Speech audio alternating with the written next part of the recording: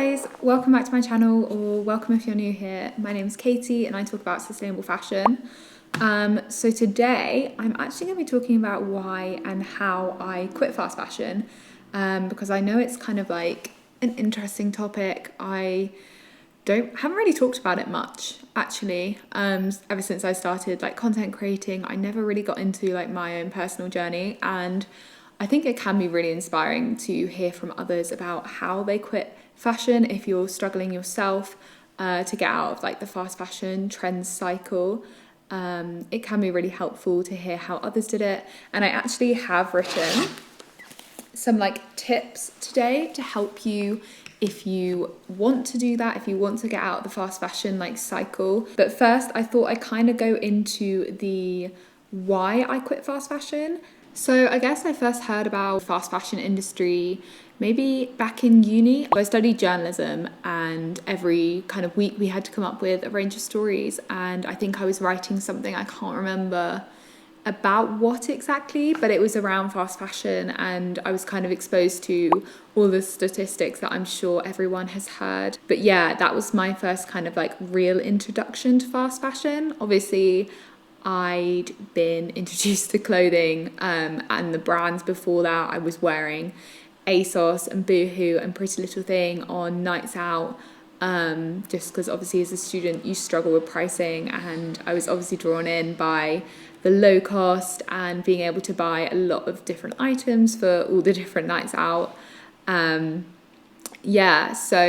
that was my first kind of understanding of how my shopping was hurting the planet, I guess. I saw these statistics and kind of realised that maybe my night out shopping habits weren't great. And then from there I got really interested in the subject, obviously because it was so relevant to me. I've always been interested in fashion, but I was literally shopping these brands and didn't realise that I was doing so much harm. So for a lot of my story ideas afterwards for uni, they were kind of fashion based, sustainable fashion based I should say, and I actually ended up doing my dissertation project as a sustainable fashion magazine for Gen Z, which was really fun. And obviously while this was happening, it was actually the start of the pandemic. So when I was doing my project, it was February 2020, and my third year of uni had been interrupted, so I was staying at home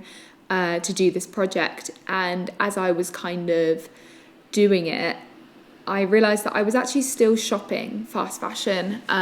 Maybe I'd slowed down a bit after reading some of these statistics, but I was still shopping from these brands, just probably because of the price factor. And I realised that I was in a situation, quite a unique situation, where we weren't going out. So I didn't actually have a need for shopping at all anymore. And I just decided that this was going to be it for me. I was going to stop shopping fast fashion. And since I wasn't going out, it didn't affect me at all. I didn't need new clothes. Obviously, that's not the situation now. But yeah, this really helped me to kind of go cold turkey in a way that I probably wouldn't have been able to force myself to do otherwise.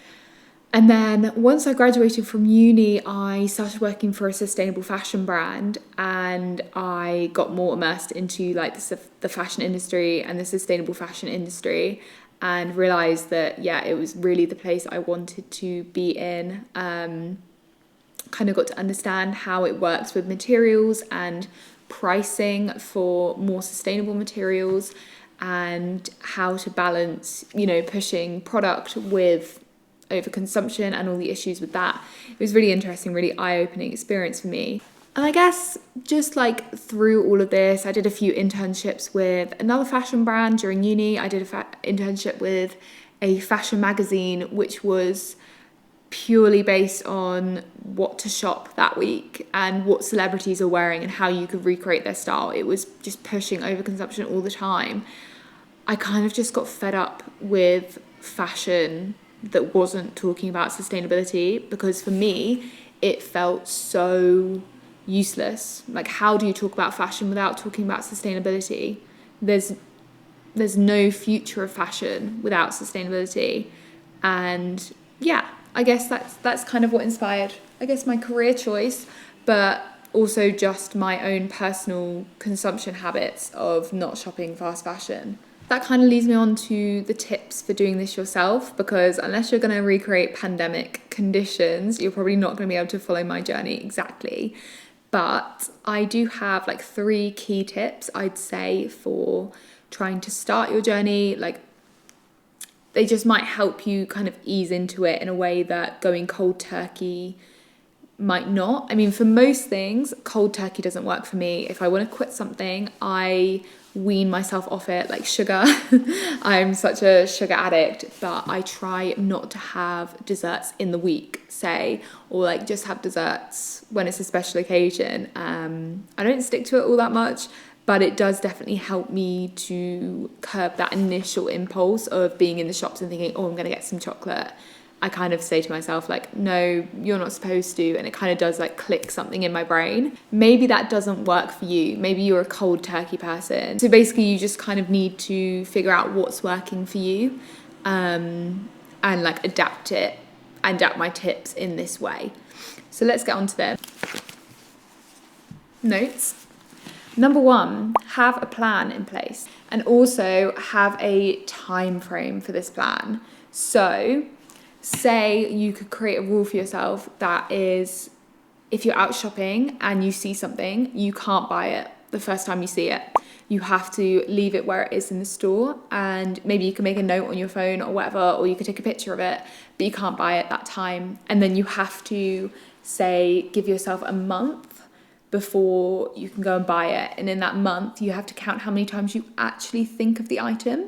Does that make sense? Like, if I see something online and I love it, I will be obsessed with that item until I can get it. And even then I'm still obsessed, but I will be thinking about it constantly. Like my bow bag that I have featured quite a lot on this channel, I saw it like 6 months before I bought it. And in that time frame, I kept thinking about it. And that's how I knew I wanted the item and it wouldn't just be like a throwaway purchase. I knew, and I was planning outfits with it. I was, like really like lusting after it. And I think that gave it more importance in my mind. And I know that I'm going to look after that bag forever until it falls apart on me. I'm going to look after that bag and then probably get it repaired. So I guess that's a tip that works for me. Don't buy something when you first see it. Give yourself a cooling off period. See how much you think about it. Plan like what outfits you're going to wear with it. And then if you think it will definitely fit with your wardrobe and you do definitely want it, then go buy it. And also another plan you could have is just like removing shopping from your everyday life. I know some people have shopping as like a social thing they do with friends. I've actually stopped myself from doing this. I say to my friends and my family, like, I don't want to go into Zara anymore, because I know that I'll be tempted by something that I wouldn't buy otherwise. So if that's the case and you do rely on shopping as like a activity to do with friends, then maybe just suggest doing something else, doing something a little different, or just saying like, oh, I'm not shopping for this month. Could we maybe avoid shops together for this month? We could go out for dinner instead, whatever. And just try to like communicate with the people around you and say like, I'm trying to stop this, because having support is so helpful. My boyfriend supports me with this sugar thing all the time. Like I'll be tempted at the checkout to just grab a chocolate bar and he'll say like, no, you're not doing sugar. And either I have to argue my case or I understand he's right and I move on. It's all about having people hold you accountable, but also having yourself hold you accountable. You have to be the one to put those boundaries into place and to say to people, no, I'm not shopping this month, or let's not go shopping this month. You have to start it, but other people can help you do that. And also I found what worked really well is removing temptation. So I used to follow so many influencers that would get gifted like Zara and H&M and all that fast fashion brands all the time. And I would see them on my feed when I was scrolling, and it made me think, oh, I need this trend, I need this item. And you just don't. And if you just unfollow these people or like mute them for a bit, if you don't necessarily want to unfollow them, but you want some time away from them, it can really help you get out of that mindset. Just the visual stimulation, getting rid of that can be so helpful for breaking that mindfulness habit. Okay, tip number 2 is shop your wardrobe. It's a really easy one. You just have to look at what you already have hanging up and try to reimagine them. So for example, this shirt here I bought 3 years ago from And Other Stories, I think it was, and I just wasn't wearing it after the first couple of uses. It just went out of style for me, like a white button up, and I don't think I got it in a big enough size to kind of wear it casually. And anyway, it was just hanging in my wardrobe for so long. And then recently, what I've been trying to do is wear it out in different ways. I styled it with a jumper the other day. I've obviously styled it with a sweater vest today. And it's just really fun trying to come up with ideas for items you already have. It sounds so basic, but it's quite hard to look at something that's just been hanging in your wardrobe untouched for years and say, like, how can I reinvent you? And it can be a really fun experience. So yeah, I recommend having like a dress up day, or if you don't want to make it like a whole thing, just trying to wear one old item a week and just style it. That's what I'm trying to do, because I do find it quite overwhelming to have like a whole styling hour or day or whatever. I'm just trying to wear something new every week. New to me. Old, but new to me. Just to clarify. And the third tip is use a reward system. And this one really works for me too. I'll use an example of, I was trying to cut down on alcohol, like after everyone went a bit crazy in the lockdown, didn't they? And also I was coming in from uni. So I wasn't obviously heavy drinking, but I was quite socially drinking, and I found that in social situations I relied on alcohol to calm down, or to like not feel as anxious. And I just wanted to quit, it's not good for health reasons, skin reasons, whatever. And to do that, if I didn't have a drink on nights out, I would reward myself by buying myself a book from the money that I saved with not buying alcohol because it's so expensive. So, 2 glasses of wine is like, in London, at least like £14. And instead of buying 2 glasses of wine on a night out, the next day I go out and I buy myself a book.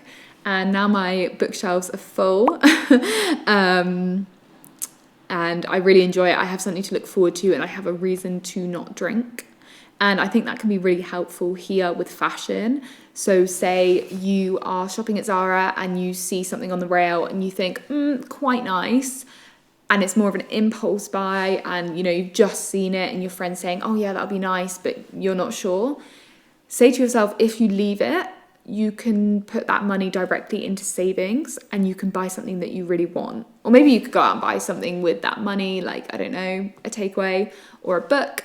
But if you want to use that money to save up, then you could buy something a lot more expensive that you're going to value more. Maybe like a luxury fashion item, like a bag, or, maybe another t-shirt, but a t-shirt that's going to last you a lot longer because it's from a better brand and it's made from better materials. I think the reward system is a great way to reward yourself, but like to break that sort of impulsivity with fashion and say, like, I'm not going to buy this now, I'm going to save the money and I'm going to buy something better later. It's such a powerful way of training your brain to wait. And I think that's really hard today with like instant gratification from social media, and it's a really valuable lesson to learn. So maybe you learn it with fashion and you apply it to other parts of your life. I don't know, but it works for me. So I'm hoping these work for you, and adapt them however you want. Like, say, if you just want to like quit fast fashion, good for you, go cold turkey. These are kind of like weaning off. You can put timeframes into place that you can say, I'm going to try this for like a month. And if it doesn't work, you can maybe just try 2 weeks. Or if it's working, you can extend it and say, well, I've done a month, so I'm going to do 3 months now.